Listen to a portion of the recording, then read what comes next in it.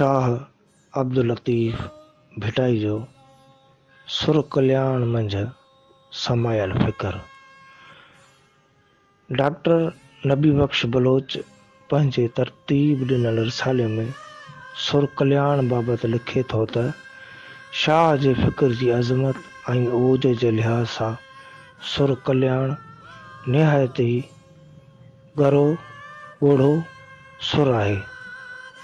आला ॼाण ऐं मरफ़त हासिल करण ऐं अला मक़सद माणण लाइ हिन सुर में समायल फ़िक्र इंसान के शक ऐं शिरक बदिरां यकीन आराम बदिरां बेआरामीअ तस्कीन बदिरां तड़प ऐं बेताबी रस्मी ॾेखाव बदिरां सचाई ऐं सुधन बदिरां सिरजीर क़ुर्बानी जी राह ॾेखारे थो।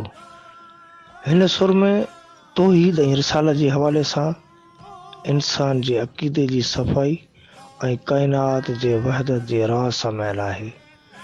आला ॼाण ऐं मरफ़त वारे मक़ाम ते पहुचण ख़ातिर हक़ीक़त जे तलाश कंदड़ खे तरकीब ॾिनल आहे त हू ॿियाईअ खे ॿोड़े खूद खे खाए हुअण ऐं हस्ती वारी कुलाह काटे ॿाहिरनि लुछ पुछ बदिरां अंदर में लोचे ऐं लोछे ऐं पाण खे पाण खां परे करे ईअं जो ॼण मरण खां अॻु मरे।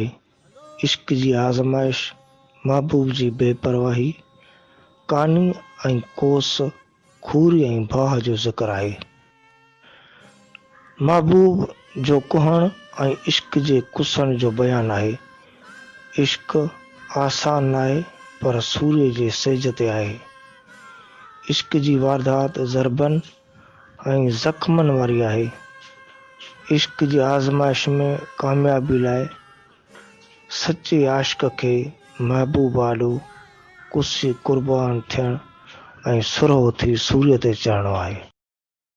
सुर कल्याण यकीन खे मुहकम कंदड़ क़ुर्बानीअ लाइ जोश जाॻाईंदड़ आला मंज़िल ते पहुचण लाइ विलवलो वधाईंदड़ ऐं हिम्मत हौसलो ॾींदड़ आहे।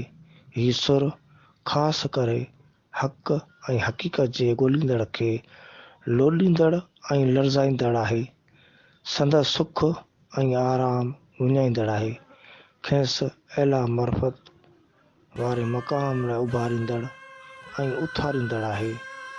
इन लिहाज़ खां सुर कल्याण निहायत ज़रावतो सुर आहे जंहिंमें सात ऐं सुकून बदिरां विलवलो ऐं वोक आहे। हिन सुर में आला मक़सद ख़ातिर पंहिंजूं समूरियूं सदूं भञण सुख सांगा पलण ऐं आराम फिटाइण ऐं ॾुख ऐं ॾाखड़ा ॾिसण ऐं सहण जी तरग़ीब ऐं तालीम ॾिनल आहे।